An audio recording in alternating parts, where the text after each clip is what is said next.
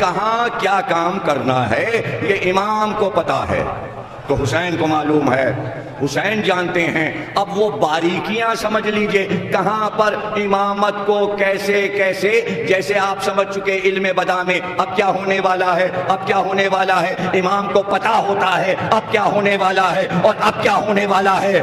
ابراہیم کو نہیں پتا تھا کہ دمبا آنے والا ہے،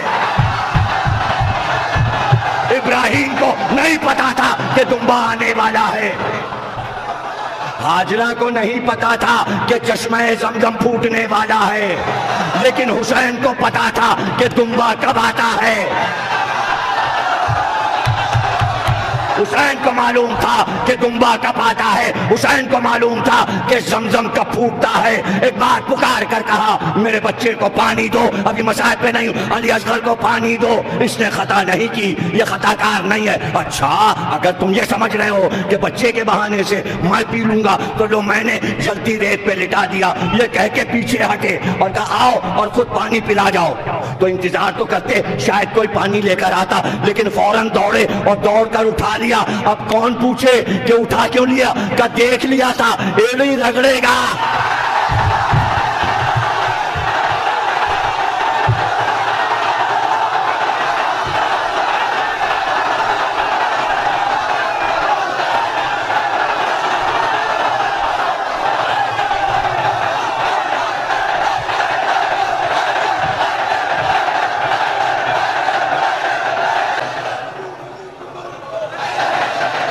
معلوم تھا اگر ایڑیاں رگڑے گا تو ابھی زمزم پھوٹنے لگے گا، اس لیے کہ فخر ابراہیم ہے، فخر اسماعیل ہے۔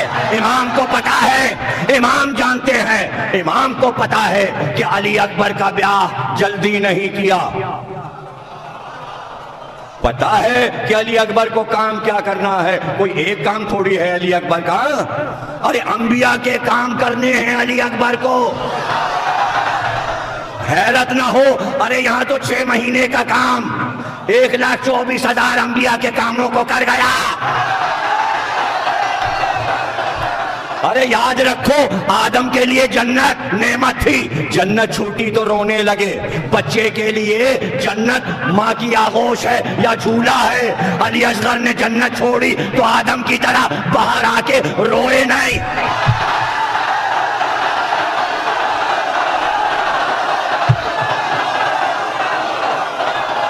روئے نہیں، بتا دیا علی اصغر نے، علی اصغر نے بتایا۔ میں تو ابھی کہہ رہا ہوں علی اصغر نے نبوت کے کام کیے تو علی اکبر تو بہت ابھی دیر میں نام آئے گا۔ علی اصغر نے بتایا کہ اگر نوح نے نجات کے لیے سفینہ بنایا اور کشتی میں بیٹھے تو میں نے امامت کے ہاتھوں کو سفینہ بنا دیا، میں نے سفینہ بنا دیا۔ ہاں میں فخر ابراہیم ہوں، میں فخر اسماعیل ہوں، میں فخر یوسف ہوں، میں فخر داؤد ہوں، میں فخر سلیمان ہوں۔ وہ اگر روح پھونک کر جا رہے ہیں تو میں بھی دین میں ایک روح پھونک کر جا رہا ہوں، لیکن اگر میں روتا تو وہ روح روتی روح پھونکتی، میں نے تو مسکرا کر روح، تاکہ دین مسکراتا رہے۔ یعنی علی اصغر نے دین کے مقدر میں رونا نہیں لکھا، ہنسی لکھی۔ ہاں چاہنے والوں کے لیے رونا لکھ دیا، دین کے لیے ہنسی لکھ دی۔ تو اب آپ سوچئے علی اکبر نے انبیاء کے کتنے کام کیے ہوں گے، علی اکبر نے انبیاء کے کتنے کام کیے، بھائی ختمی مرتبت نے 1,24,000 کے کام کیے، اور علی اکبر آخری کی شبیہ ہیں، تو نبی کے جتنے کام ہیں سب علی اکبر کو کرنے ہیں۔ اگر کوئی کام محمد کیا ادھورا رہ گیا علم بدا تو علی اکبر کو پورا کرنا ہے، وہاں رکا یہاں جاری ہو، بیٹھے رہ گئے۔ موضوع تو مجلس کا یہی تھا، علی اکبر پہ تو تقریر ہے بھائی، آ گئی نا موضوع پہ، کہ عباس آج علی اکبر، یہی تقریر ختم ہو جائے گی، ابھی 15-20 منٹ کے بعد بس سنتے جائیے۔ اگر کوئی کام اللہ کا محمد پہ رک گیا تو علی اکبر پہ تمام ہوگا، اسی لیے تو کربلا آئے ہیں۔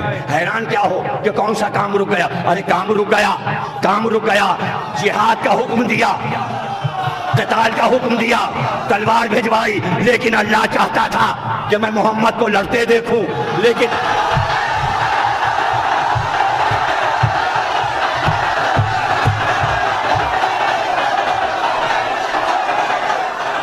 لیکن محمد نے کسی لڑائی میں تلوار نہیں چلائی، یعنی اس کا ارادہ تھا کہ محمد تلوار چلائیں، لیکن علم بدا ہو گیا، کام آگے بڑھ گیا۔ کربلا میں صرف حکم لڑنے کا علی اکبر کو ملا، اس لیے کہ حسین جانتے تھے یہ شبیہ محمد لڑیں گے تو اللہ ان کی لڑائی دیکھے گا۔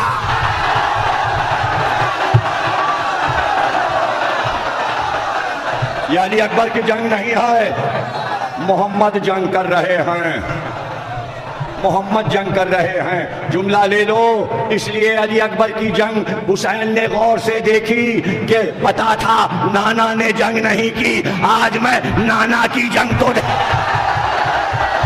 ادھر وہ دیکھ رہا تھا، ادھر یہ دیکھ رہے تھے، ان کا ارادہ اس کا ارادہ اس کا ارادہ ان کا۔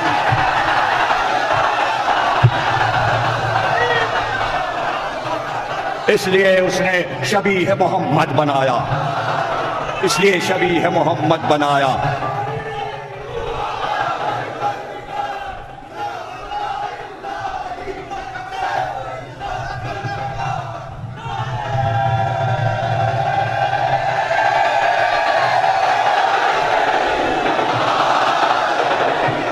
کوئی ایک کام علی اکبر کو کرنا ہے۔ آپ سمجھتے ہیں کہ واقع کربلا میں بس ایک شہادت ہے علی اکبر کی؟ ارے کاموں کو گننے لگو گے تو ابھی جو کتاب علی اکبر پہ آ رہی ہے 1000 صفحے سے اوپر ہو چکی۔ شہزادہ علی اصغر پہ 1000 کی آئی ہے، اب علی اکبر پہ جو چھپنے جا رہی ہے اس کے صفحات 1000 سے زیادہ ہو چکے، بڑے سائز کی سوانح حیات ہے۔ اور یہ سوانح حیات جو شہدائے کربلا کی آ رہی ہیں زخیم، یہ پہلی بار تاریخ میں آ رہی ہیں۔ عربی میں، فارسی میں، اردو میں اتنی موٹی کتابیں، زخیم کتابیں ان ہستیوں پہ ابھی نہیں لکھی گئیں۔ حضرت قاسم پہ 3 جلدیں لکھ چکا، چھپ چکی، ابی حور پہ آ رہی ہے، حبیب پہ آ رہی ہے، سب پہ آئے گی، لیکن پتلے رسالے نہیں نکالنا ہے۔ جیسی ہستیاں ہیں اس کی شان کی کتاب آنا چاہیے، اس کے مطابق کتاب آنا چاہیے۔ تو علی اکبر کو آپ سمجھ رہے ہیں ایک چھوٹا سا واقعہ ہے؟ نہیں، چھوٹا سا واقعہ نہیں ہے، اس کا ارادہ یہ تھا کہ میں علی اکبر کو صرف 1 لاکھ کی باقیات نہ بناؤں، بلکہ میرا خزانہ پنجتن ہے، میری کائنات کا دار و مدار پنجتن ہے، تو میں علی اکبر کو پنجتن کا مجموعہ بناؤں۔ تو میں نے پنجتن سے کہہ دیا کہ یہ میرا نمائندہ ہے علی اکبر، اگر تم اپنی نمائندگی دینا چاہتے ہو تو دے دو۔ تو جلدی سے محمد نے کہا میں نے اپنا حسن دیا، اپنی صورت دی۔ تو علی نے کہا میں نے اپنا نام دیا۔ تو حسن نے کہا میں نے اپنا صبر اور خلق دیا۔ تو حسین نے کہا کہ میں نے اپنی شہادت دی۔ تو ایسے میں زہرا نے کہا میں نے 18 سال دی۔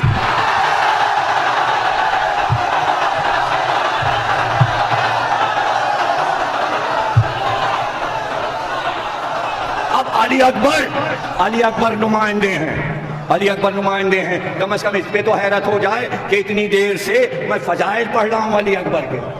آپ ہمیشہ شہادت سنتے ہیں، مصائب، لیکن میں فضائل پڑھ رہا ہوں۔ مصائب پہ تو میں بعد میں آؤں گا، پتا تو چلے کہ ان کے صرف مصائب نہیں فضائل بھی ہیں۔ تو فضائل سن لیجئے۔ 9 سال کی عمر سے علی اکبر حافظ قرآن تھے۔ جب تلاوت کرتے تو چلتے ہوئے قدم رک جاتے۔ مسجد نبوی میں لوگ کھڑے ہو کے فصاحت اور بلاغت اور علی اکبر کی قرأت سنا کرتے تھے۔ بچپن سے یہ عالم تھا کہ علی اکبر کی قدردانیاں امت میں بڑھتی جاتی تھی، اس لیے کہ خاندان والے بہت چاہتے تھے علی اکبر۔ اور پھر 16 سال کی عمر میں علم کی اس منزل پہ پہنچے کہ جیسے رسول اللہ کے پاس بڑے بڑے وفود آتے تھے، عیسائیوں کے، یہودیوں کے، اور ان سے دینی گفتگو مناظرہ ہوتا تھا، اسی طرح حسن اور حسین کے پاس بھی وفود آیا کیے۔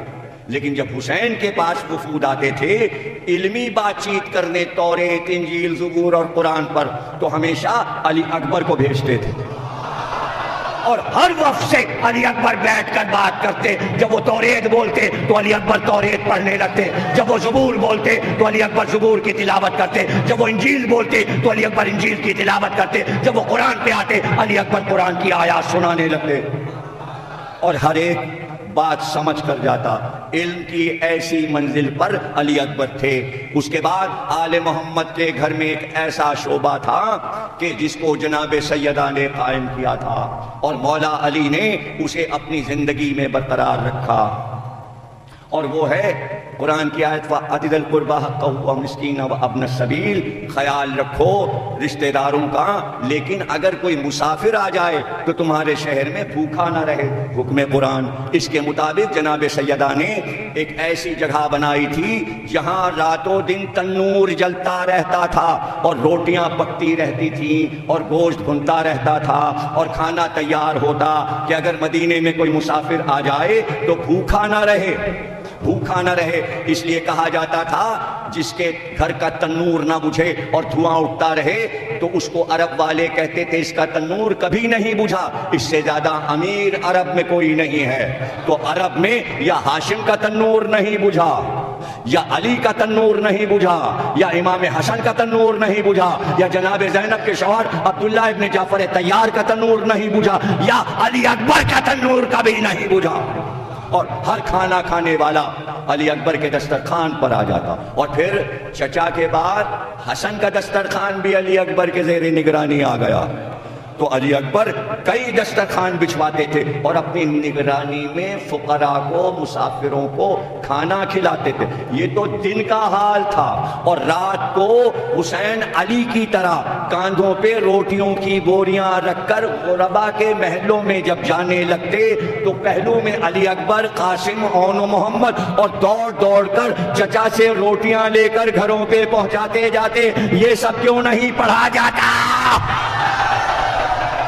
غریبوں کی مدد کیسے کی جاتی ہے، ناداروں کی مدد کیسے کی جاتی ہے۔ حسین اپنے اختیار امامت سے غافل نہیں تھے اور بچے حسین کے ساتھ تھے، اور یہ فریضہ علی اکبر کا ہی تھا کہ جب حسین گھوڑے پر چلتے تو قافلے کے آگے عباس چلا کرتے تھے، لیکن علی اکبر حسین کا پہلو نہیں چھوڑتے تھے، ساتھ ساتھ رہتے۔ جب حسین کا گھوڑا چلتا تو علی اکبر کا گھوڑا عقاب بھی ساتھ چلتا۔ عقاب رسول اللہ کا ہی گھوڑا تھا جس پہ علی اکبر سوار ہوتے تھے، اور کہا جاتا ہے کہ عقاب پر یا رسول سوار ہوئے یا علی اکبر، کوئی غیر معصوم اس پر نہیں بیٹھ سکتا تھا، اس لیے کہ عقاب کا شجرہ حضرت ابراہیم کے گھوڑے سے جا کر مل جاتا ہے۔ اور عقاب یہ کہتا تھا کہ میں نے اپنے پشت پر کسی کو نہیں بیٹھنے دیا۔ جب پہلی بار رسول کی خدمت میں آیا تو ساتھ ساتھ دو گھوڑے چلتے، اور یہ اس لیے ہوتا تھا کہ راستے میں گھوڑے پر بیٹھے بیٹھے لوگ سو لیا کرتے تھے۔ قافلہ رواں ہے، تھوڑی سی نیند کر لی، ہرنے پہ سر رکھ لیا یا تلوار کے دستے پہ سر رکھ لیا اور تھوڑی دیر کے لیے آنکھ بند کر لی۔ ایسے ہی منزل زبالہ تھی کہ حسین کو غنودگی آئی اور تلوار کے دستے پہ سر رکھا، لیکن فوراً چونک کر اٹھے اور کہا انا للہ و انا الیہ راجعون۔ علی اکبر قریب آئے، کہا بابا یہ کلمہ تو کہنا چاہیے ہر وقت، لیکن اس وقت یہ کلمہ کہنے کی کیا ضرورت پیش آئی؟ کہا علی اکبر جیسے ہی میری آنکھیں بند ہوئیں میں نے خواب میں دیکھا کہ کوئی منادی کر رہا ہے، ندا دے رہا ہے کہ یہ قافلہ آگے بڑھتا جا رہا ہے اور موت اس کے تعاقب میں ہے۔ میری آنکھ کھل گئی تو علی اکبر نے کہا بابا کیا ہم حق پر نہیں ہیں؟ کہا بیٹا کیوں نہیں، ہم حق پر ہیں، ہم حق پر ہیں۔ کہا تو آپ نے جو یہ خواب دیکھا کہ موت تعاقب میں ہے، تو بابا پھر کیا پرواہ ہے، موت ہم پر آ پڑے یا ہم موت پہ جا پڑے۔